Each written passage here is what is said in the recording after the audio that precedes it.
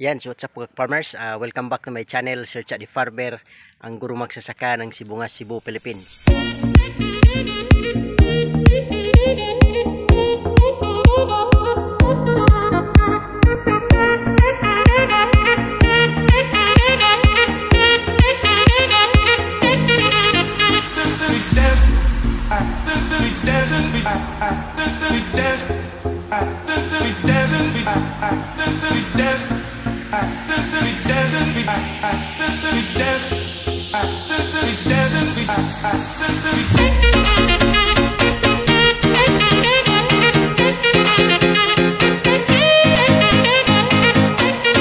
And if you are new to this channel, mga farmers, please don't forget to subscribe and click the notification bell in order for you to be notified with my coming videos.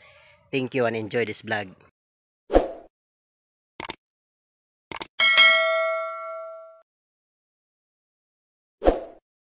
Yan, so for today's vlog mga farmers, ang pag-usapan po natin ay ang plastic mulch installation dito sa pag-aampalaya. Bakit nga ba kailangan mag-install ng plastic mulch? Ito ba ay necessary talaga sa pag-aampalaya o hindi? So yan po ang ating pag-usapan sa vlog na ito mga farmers, kaya samahan nyo ako. Ngunit bago po ang lahat, shout out sa lahat ng ating mga tagapagsubaybay all throughout Luzon, Visayas and Mindanao. Most especially to my mentors in Ampalaya Farming. Shout out Agaw Jupil the Farmer, anak ni Matoy. And also shout out Agaw Pino Uyang Green Kaminadi aka Pinos Vlog. Okay, so shout out mga Agaw. At the same time, shout out Marinong Farmer. Shout out Salvador Farmers ng Antique. At the same time, shout out sa ating kaibigan mula dyan sa Persian Gulf, Qatar, Aquarus. Shout out Idol. At the same time, shout out Lakas ng Negros TV. At the same time, shout out Bombirong Farmer. At the same time, shout out Jojo the Farmer ng Barangay San Antonio, Southern Leyte.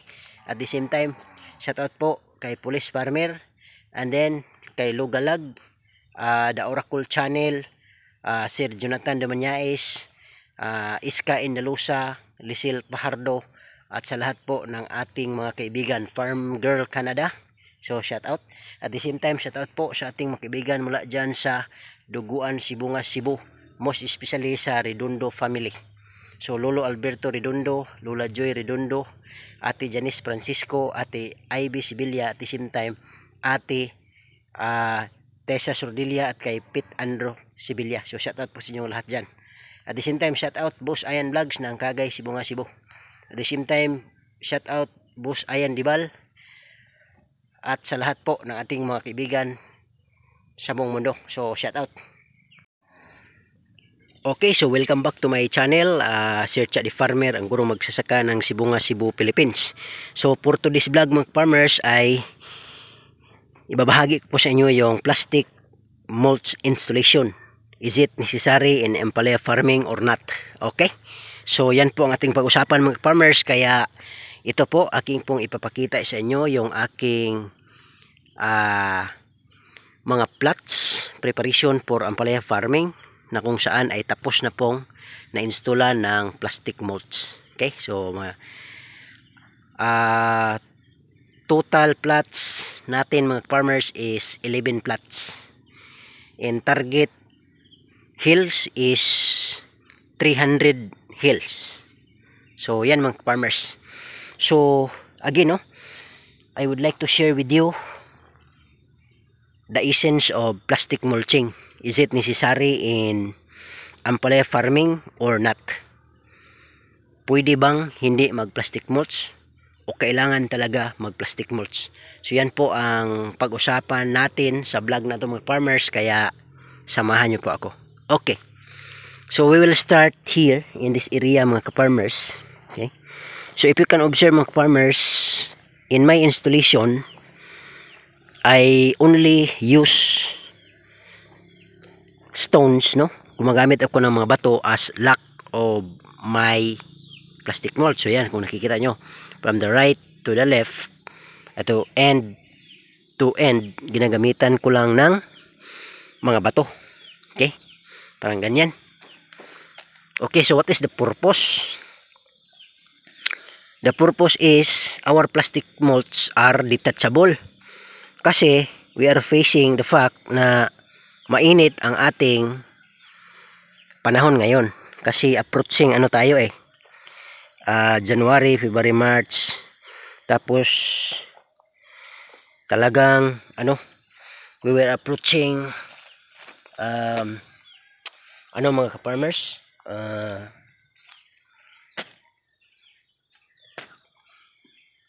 heat, no? Talagang mainit sa mga darating na buwan.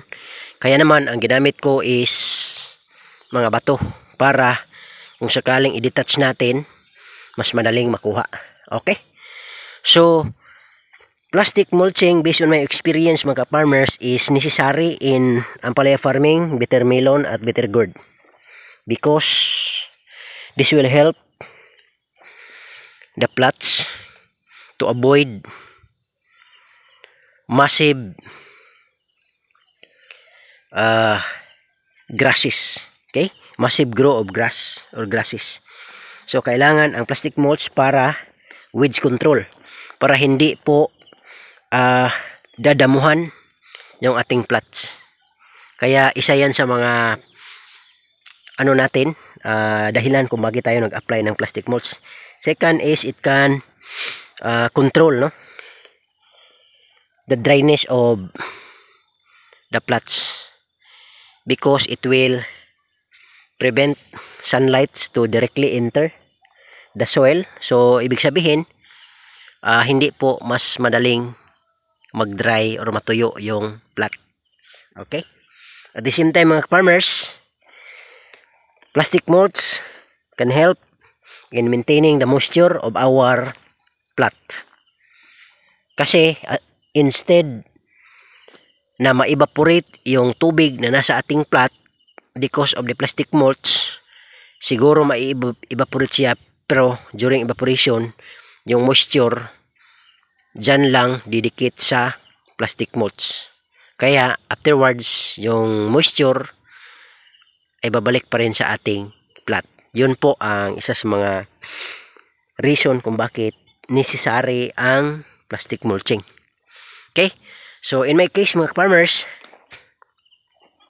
kahapon natapos ko itong installan ng plastic mulching.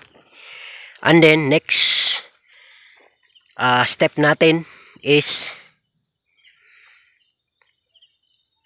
i-measure na natin yung ating pagtatamna ng ampalaya. So yung distance na gagamitin ko dito mga farmers, 80 cm to 1 meter. Okay? So yan po ang distance na aking gagamitin dito sa ampalaya project na ito. Okay? Yan mga farmers. So yun, ibabalik ko mga farmers. Plastic mulching is very necessary in ampalaya farming in order to avoid massive grasses on the plots. At the same time, in order to make the moisture of the plots steady. Okay? And third, to avoid direct sunlight on the plots, to make the plots not to be dry easily. So yan mga farmers.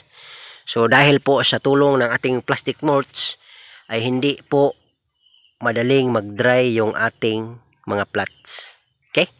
So yan po ang vlog natin mga farmers. I hope meron nakapagbigay ako ng kaalaman, ideas, knowledge about plastic mulching. So it is very necessary. Don't worry, plastic mulching mga farmers is 2,350 here in Sibunga, Cebu, Philippines.